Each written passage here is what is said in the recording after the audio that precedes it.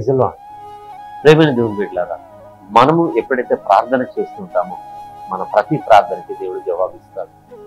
ఎప్పుడైతే మనం దేవుడి వైపు ఆశతో చూస్తామో ఆశగల ప్రాణాన్ని ఆయన తృప్తిపరిచేవాడు కాబట్టి ఖచ్చితంగా మనం ఆదరించబడతాం. ఈరోజు దేవుడు మనతో మాట్లాడుతున్న మాటను గమనిద్దాం. యోహాను సువార్త 15వ అధ్యాయం 5వ వచనం చూద్దాము. ద్రాక్షావల్లిని నేను, తీగలు మీరు.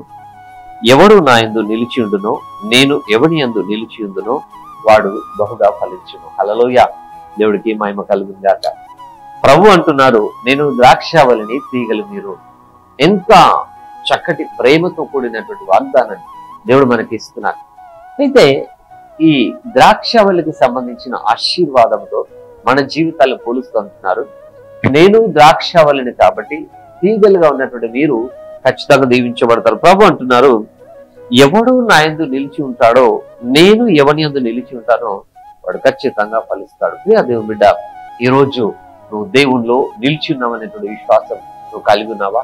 ఈ రోజు నువ్వు దేవునిలో విశ్వాసాన్ని కలిగి ఉన్నావనే విషయాన్ని నువ్వు జ్ఞాపకం చేసుకుంటున్నావా? మనకున్న శ్రమని మనం చూస్తాం, మనకున్న కష్టాన్ని మనం చూస్తాం. అంతవరకే మనం ఆలోచించి దేవునికే సరిహద్దులు వేసుకుంటాం. ఒకటి ఆలోచించండి, ప్రభువైన క్రీస్తులో ఫలింపు లేకుండా ఉంటుందా? ప్రభువైన క్రీస్తు మీద ఎవడైనా ఆటంకము కలగజేస్తే అది నిలవగలుగుతుందా?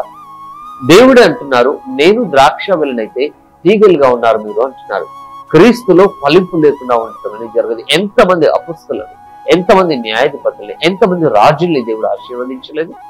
బలహీనులు తీసుకుని బలవంతులుగా మార్చారు, వెర్రి వారిని తీసుకుని జ్ఞానవంతులుగా మార్చారు, ఎన్నిక లేని వారిని తీసుకుని అధికారులుగా మార్చారు. ప్రభు దాక్కున్న గిద్యోనైనా, పారిపడి యెఫ్తా అయినా, సింహాల గోలు పడిన దానియేలైనా, అగ్నిగుండలకు పడద్రోబడిన శద్రకు, మేషక, అబేద్నెగోలను నశించిపోయినట్టుగా ఉందా వారి జీవితాల్లో?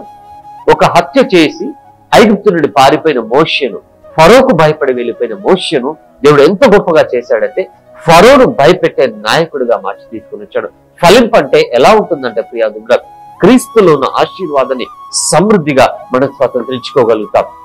ఈరోజు నీ గుర్తింపుని, నీ అభిషేకాన్ని, నీ ఆశీర్వాదాన్ని జ్ఞాపకం చేసుకో. ప్రభు అంటారు, పేరు పెట్టి నిన్ను పిలిచి ఉన్నానంటారు, నీ పేరుని బట్టి నిన్ను ఎరుగుదును అంటారు. ఎంత సమీపంగా ఉన్నారు దేవుడు నీతో.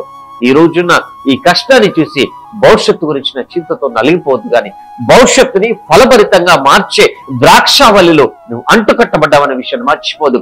ఈ రోజు శ్రమ, ఈ రోజు ఆటకము, ఈ రోజు కష్టము మనల్ని నలిపివేసినట్టుగా అనిపిస్తుంది, కానీ దేవుడి వైపు చూడగలిగితే ఫలింపు ఖచ్చితంగా ఉంటుంది. ఒకటి గుర్తుపెట్టుకోండి, క్రీస్తులో పునరుత్థాన బలం ఉంది.